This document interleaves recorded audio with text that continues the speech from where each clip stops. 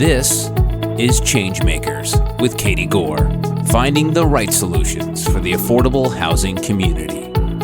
Welcome back to my talk with ChangeMaker Mark Thiele, the CEO of NAHRO, an organization that's made up of more than 20,000 housing and community development providers. And Mark, as you know, NAHRO, Quadel, and CSG Advisors held our inaugural women's breakfast last fall. Tell us how all that came together and more about NAHRO's role in empowering women in the industry. Let me start by recognizing Patricia Wells, who has just been an outstanding president. I had the opportunity earlier this year to visit her on her home turf in Oakland, which is just a ginormous housing authority. They got so much going on. And she took me around. And as she was doing that, I got to hear about what was going on with this property, what the neighbors were like, what specific successes of families that lived at the property. And this is all, stuff that she had committed to memory. And she's just kind of laying out. And I'm just drinking it all in and going, wow. She's been an incredible leader. Sunny Shaw, our president before her, has been a phenomenal, solid hand at the tiller of NAHRO. And during her term, I think it was the first moment ever. We had, of course, Adrian Todman's moved on to HUD, but a female CEO of NAHRO, a female president, Sunny Shaw, and at the time, Patricia was the senior vice president. So the three significant leaders providing outstanding leadership and inspiration by example. And, going into, we didn't know that before, but, that tremendously challenging time that we're beginning to find our way out of, the beginning, and major course of the pandemic. So a lot of credit to those ladies. Thanks to Quadel for getting involved in our first ever women's breakfast. That was a brainchild that came from them and other women leaders, going into our first major regathering. We talked about NAHRO being outside. Credit to Beyonce, right? It was a great opportunity to get back together. And that room, my understanding, of course, I wasn't in it, was electric. Folks really connecting in that way that I like to think only NAHRO members can. Deeply steeped houser professionals finding additional connections. And NAHRO is mostly women members, right? And that is the trend, as we look into future leadership. So we're going to have to continue to find ways to get better and better at supporting outstanding leadership. But we have a good start and tremendous examples leading the way. So thank you for your support. You're welcome. It was a combination of Tanya Dempsey, Nicole Graham, and Patricia Wells, Sunny Shaw, and several others that were really involved in making sure that happened. It's been an interesting evolution to allow NAHRO to make the microphone available, but through the growth and partnership and networking, you guys made the platform there, and it just really has just boomed from there. So I'm glad it's going to be incorporated into the fall session as well. Can I tell you another story? Yeah. So Monday, Texas dates from 1893 when the store was established there, and was named for Postmaster R.P. Monday when the first post office was established in 1894. They were so determined to be one city that the West Monday merchants, who had been separated by 1,000 yards from the East Monday merchants, moved that 1,000 yards over to the east to become one town in Texas. It grew to 2,270 folks in 1950. Now we're down to 1,300 people in Monday. The median income for a household in the city around $22,000. For a family, $28,000. Males, $2,000 more than females. per capita income for the city, $11,500. 21 or 22% of the families and 29% below the poverty line, including 43.5% of those under age 18 and 17% of those age 65 or old. The City of Monday's motto is pulling together for the common good. Monday Housing Authority, led by Texas NAHRO President Beverly Banks, has 75 fully occupied, 100% occupied. The national rate is 94.77% units. And Beverly knows the names of all of her residents and their kids, right? And so I think it's just important, as I'm heading off to Corpus to see her, to celebrate what she calls the purples, which are our small housing authority members. That's most of them. And the challenges they're up against, often diminishing populations. We talked before about not having enough resources, and trying to figure out a way to get it done anyway. And you heard me right. I said 100% occupied. And you're just thinking about the challenge over and over again. It's 1, 2, 3, 4, 5 people at many of these housing authorities in terms of staff. How do they find a way to get it done? And she's a shining example of somebody who does. So I would be remiss if I didn't throw that in there while we're celebrating outstanding leadership at NAHRO. Thanks for letting me do that.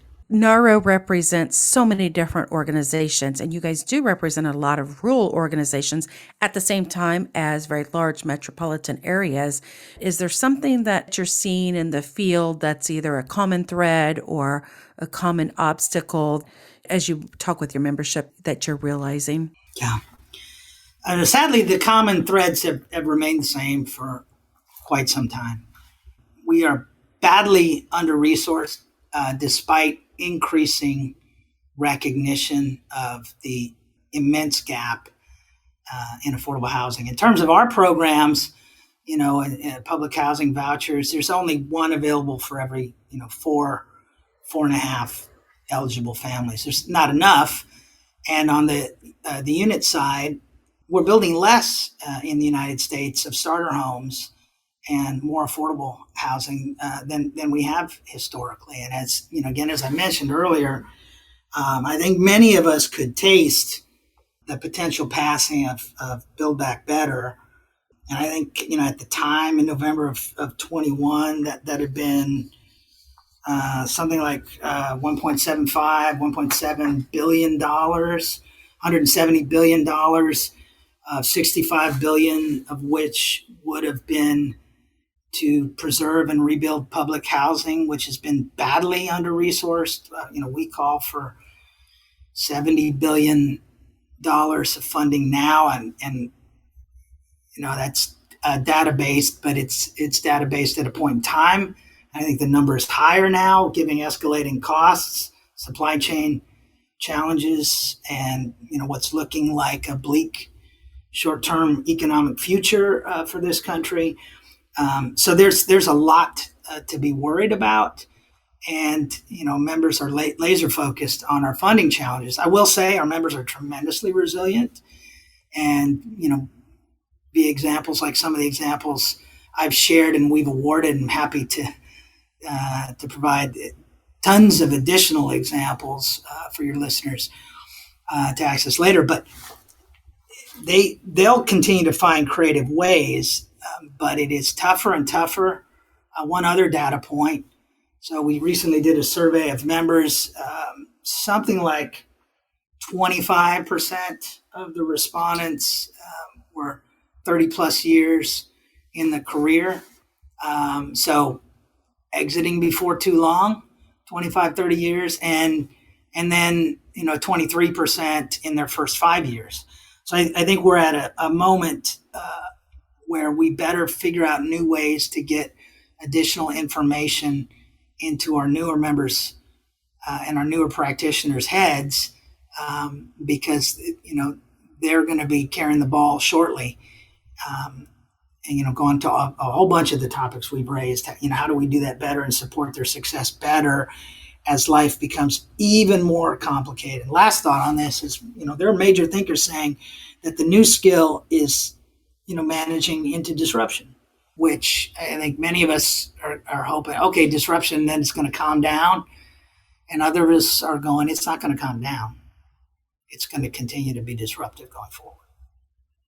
Do you think that's the biggest issue that NAHRO members are facing right now, that slide between the funding, trying to secure compliance and retain talent and preserve and expand? I mean, right there, that scale seems very daunting. Would you summarize that as some of the biggest issues that the NAHRO members are facing? You're exactly right, Katie. I think that the challenge is that each one of those, we could spend 20 minutes unpacking, right? Mm-hmm. And so it's definitely that series of issues.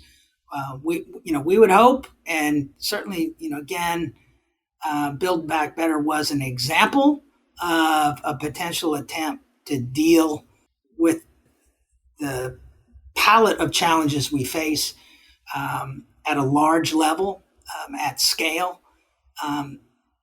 Going back to playing small ball with it is not helpful, right? Because the challenge for housers only getting greater. And as I mentioned, before, each one of the examples that I cited were examples where, housers were going beyond the traditional role. Let me real quickly just say this, and maybe you can help me brainstorm too. So I'm very proud to be a houser, but houser doesn't quite cut it, right? And neither does the word I've come up with, which is Homer, because housing is physical plant, right? Mm-hmm. What has happened is that houser professionals have gone houser plus, right? And, so, when I was talking about wellness, right, or, additional services added, or thinking about transportation corridors and how do you build as efficiently and in as cutting edge a way as possible, you're combining a lot of things that are, again, physical plant plus. And I think housers do understand and are trying to address home, community, which means, so much more than just the physical plant, which is obviously incredibly important. It's how we get Housing America calendar winners like Urelli. I also sit here and think of the advocacy that's still needed, because, we've talked about this Build Back Better, and I think people are still they're slowly getting over the shock, and they're sobering up to that not being the reality. But what's the next platform for advocacy on how we still preserve what we have and expand what we have? And what is that advocacy initiative going to look like for NAHRO and for all of your members?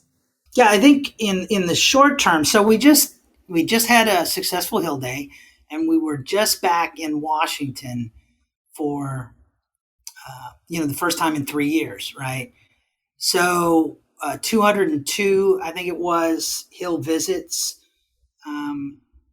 and I've gotten a lot of positive feedback from members about those conversations resonating. So I think the first thing is NAHRO is committed to, and our members need to remain fully committed to, assisting, to prepare for, and support member success, both in setting up critical meetings and then efficiently getting their message across when they have those meetings. And those meetings can be equally successful, and often, potentially more so with staff as they are with the member, and trying to make sure that everyone is carrying their latest version of the NAHRO level regulatory and legislative agenda, and then the state level regulatory and legislative agenda, so that they can insert their state level interest and expertise. Of course, the members are going to pay the most attention to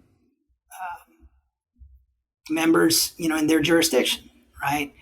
And so we highly encourage members to catch success in action and to telegraph that to their electeds as quickly as possible and as best as possible with the right voice. So if there's outstanding resident success, we highly encourage folks to capture it right as it happens, and how news works, right? Get it into their members' hands as quickly as possible. We do also, in August, we do an advocacy campaign. In 2022, members sent out almost 35,000 letters to members of Congress. Relatedly, there were about 38 visits that we captured where congressionals visited, housing authority success story, whether, it's a groundbreaking, opening of a wellness center, et cetera, in person, back at home in the district. And, those type of things, we're trying to figure out ways to make it easier for our members to speak truth to power.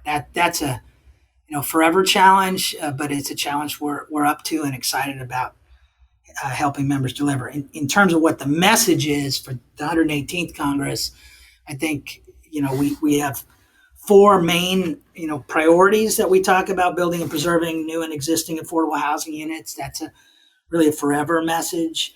Focusing on common sense housing and community development statutes and regulation, particularly as it, continues to mandate overly complex approaches, provide for community-oriented flexibilities. I think there's some room for, down regulating some of this, minimizing some of the regulations, thinking of simpler ways, and allowing more flexibility. And of course, we always call for a congressional order for timely appropriations. In any business, timely appropriation helps you manage better. We'll continue to, speak to that and the never-changing need for additional funding in this area, and encourage members to deliver that message directly. I remember when Jennifer Kehoe last fall was posting all the advocacy campaign pieces of information, and it really is effective. So I am glad that you highlighted those amongst all of the other advocacy initiatives underway. We have heard your message loud and clear, and we have our marching orders as an industry, don't we? I hope so. I hope that we continue to act in unity. Another outstanding leader in that space. You gave a correct shout out to Jennifer Ivory Matthews, formerly of the East Coast, and now over there at Home Forward in Portland, Oregon. Folks who lead by example and try to help, across a system. That's really what you're trying to do is everything you can to support folks staying in the game, making it a priority, keeping their spirits up. Again, you don't want the chin to come down. You want folks to keep that level focus and to even increase their determination to win through in the face of tremendous challenge. And there's no question that we are staring into the face of tremendous challenge. But did you call out some of the not few outstanding leaders we have providing crystal clear example of how to get it done? We've been talking with Mark Thiele, the CEO of the National Association of Housing and Redevelopment Officials, NAHRO. Thank you so much, Mark, for your time. It's been a pleasure to have you here. Real treat for me, Katie. Really appreciate your time and your effort in continuing to speak loudly on behalf of housers. Thanks for listening to ChangeMakers with Katie Goar. To find out more about Katie, go to Quadel.com. That's Quadel.com. This has been a production of Forbes Books Radio.